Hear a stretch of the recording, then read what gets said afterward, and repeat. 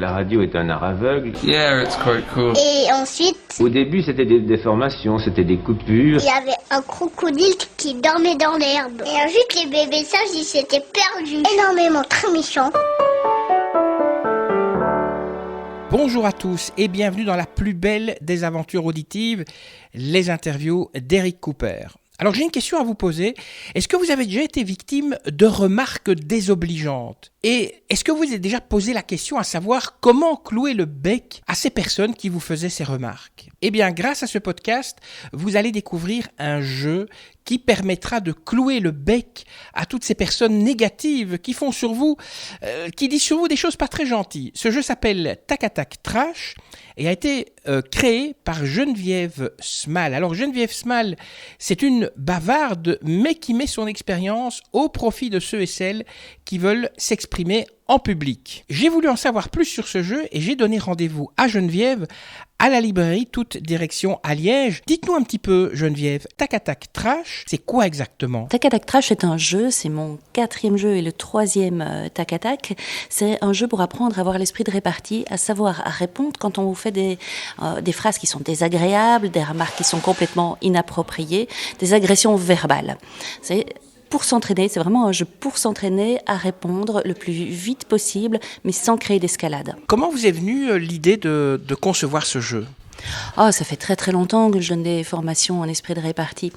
Et puis, il y avait plein de gens qui venaient près de moi en me disant, parfois on me pose une question, je ne sais pas quoi répondre, je perds mes moyens, je suis mal à l'aise, ou alors j'en dors pas, ou alors ce qui arrive à tout le monde, c'est j'ai la bonne réponse, mais le lendemain. Et donc, je me suis dit, il y a certainement un moyen, parce que ça touche beaucoup de personnes, moi aussi évidemment, il y a certainement un moyen pour accélérer le processus, c'est de dire quelque chose sans s'énerver non plus, sans se mettre tout le monde à dos, sans mettre les choses à mal.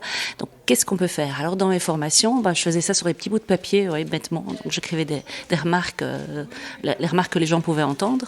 Et je disais, si on dit ça, tu réponds quoi ? Et puis, petit à petit, à un moment donné, ça fait 4 ans maintenant, je décidais de professionnaliser le jeu, d'en faire un vrai jeu, et ça a commencé comme ça. Est-ce que ce jeu permet aussi aux personnes de lutter un peu contre le harcèlement dont elles seraient victimes ? Alors complètement. En fait, donc ça va de la phrase qui peut vous paraître la plus anodine, comme par exemple, vous arrivez le matin au boulot, vous voyez votre collègue, et puis il vous dit « Oh là, t'as une sale tête, t'as mal dormi », qui peut passer pour très agressive ou pas du tout, selon que ce soit la première ou la 10e fois, par exemple, que vous l'entendez, à des remarques que vous trouvez sur les réseaux sociaux qui sont horribles et qui peuvent vous pousser à faire des choses qui sont tout aussi horribles. Donc, ça brasse large. Là, j'ai des phrases, dans le dernier, donc la version trash, j'ai des phrases qui sont racistes, homophobes, sexistes. Il y a aussi de la pauvrophobie. Il y a aussi toutes les discriminations envers les personnes âgées, les personnes handicapées, les personnes transgenres, etc. Dans le nom du jeu, donc, qui s'appelle Tac à Tac Trash, il y a le mot trash. C'était pour choquer ? Alors non, trash, c'est pour prévenir. C'est pour dire c'est dur. Et effectivement, c'est dur. Donc, mon premier jeu qui était Tac à Tac tout court et plus généraliste, peut-être plus ce qui se passe au boulot, en famille, etc. Le deuxième s'adresse particulièrement aux enfants, c'est le Tac à Tac Family, les enfants entre 8 et 12 ans. Donc, vraiment les attaques de cours de récré, vous voyez. Et celui-ci, c'est plutôt, je dirais, ado, adulte.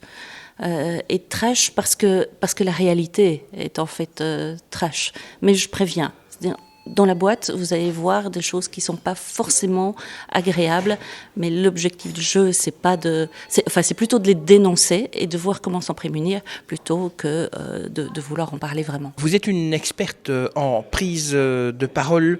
Vous avez puisé dans votre expérience aussi pour créer ce jeu ? C'est parti de ça, parce que je travaillais avec des gens qui devaient justement aussi donner des conférences que je coachais, etc.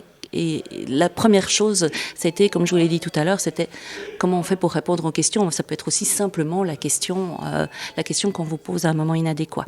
Par ailleurs, ce que j'utilise, qui a un rapport avec la prise de parole, c'est le fait de pouvoir répondre, le fait de pouvoir faire attention à sa posture. Par exemple, ça, on retrouve ça beaucoup en prise de parole quand on répond. Donc, quand vous prenez une attaque, c'est simplement vous vous redressez, vous regardez la personne droit dans les yeux et vous répondez.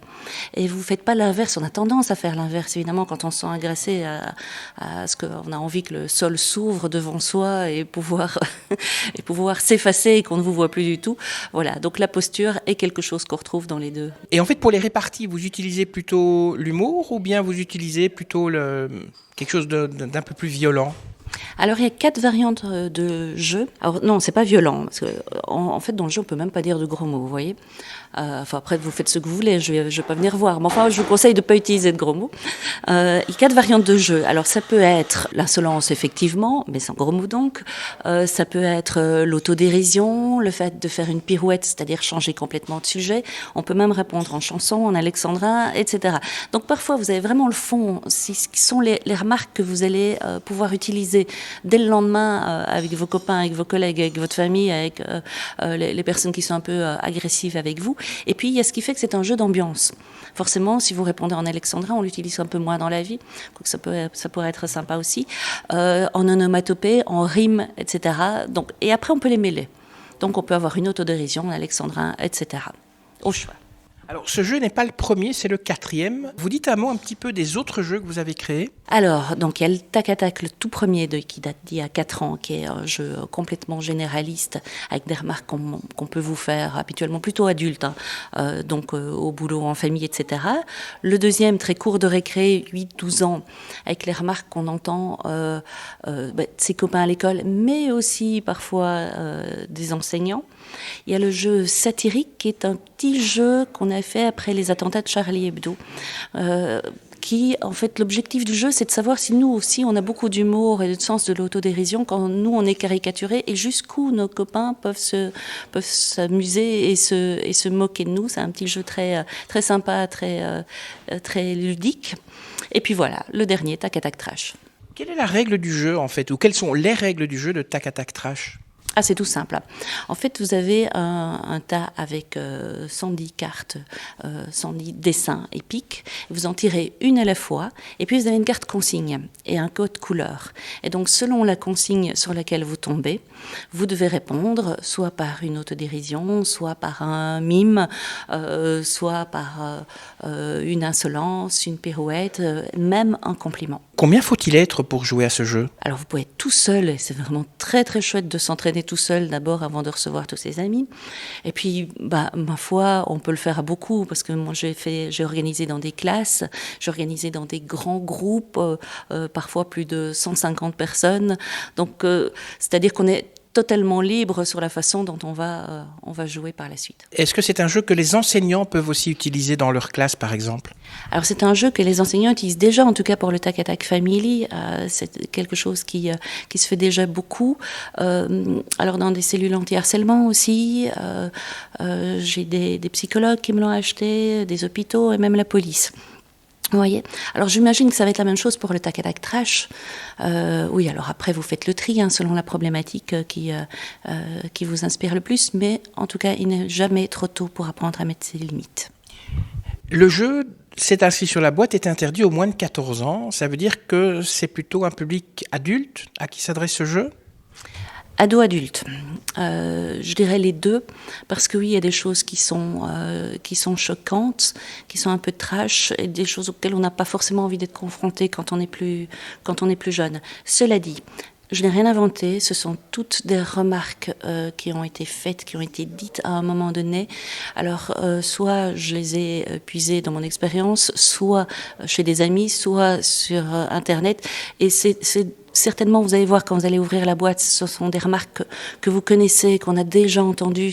C'est du racisme de base, c'est du machisme de base, mais celui qu'on n'aime pas forcément. Alors parfois, il y a des choses qui sont un peu plus subtiles et qu'on ne perçoit pas immédiatement, comme du sexisme par exemple. Vous verrez bien. Et comment justement ce jeu aide à avoir de la répartie? Parce que quand on se prépare, on est plus fort. Parce que quand on sait déjà qu'on peut rétorquer et que c'est beaucoup mieux de répondre plutôt que de raser les murs, on va déjà se tenir différemment. On va déjà avoir un autre regard. Et vous savez, quand on veut ennuyer quelqu'un, on ne va pas ennuyer le caïd de la classe. On ennuie la personne qui se présente déjà, enfin, qui est peut-être un peu plus timide, qui est un peu plus introvertie, et puis qui ne va pas répondre, et à qui on va dire, ignore-les, fais comme si tu t'entendais pas. Mais alors là, c'est tout à fait pire. Donc oui, ça aide parce que quand vous savez répondre, on vous embête déjà beaucoup moins. Mais est-ce qu'il n'y a pas un danger lorsqu'on donne une réponse qui se trouve dans le jeu, que la personne qui répond s'entende dire « Oh, tu n'as pas d'humour, c'était juste pour rigoler ». Mais si, mais tout le temps. Et ça, je pense que c'est la phrase la pire. Mais t'as pas d'humour, hein, mais comme t'es susceptible. Alors, qu'est-ce qu'on répond à ça, justement? Alors là, il y a plein de réponses à faire. Alors, c'est sûr qu'on peut répondre avec une autodérision, une insolence, puis ce serait facile de dire, en fait, si j'ai de l'humour, mais vraiment pas quand je te vois. Si j'ai de l'humour, mais dans d'autres circonstances. Je suis susceptible et t'imagines même pas quand j'ai pas pris mon café le matin.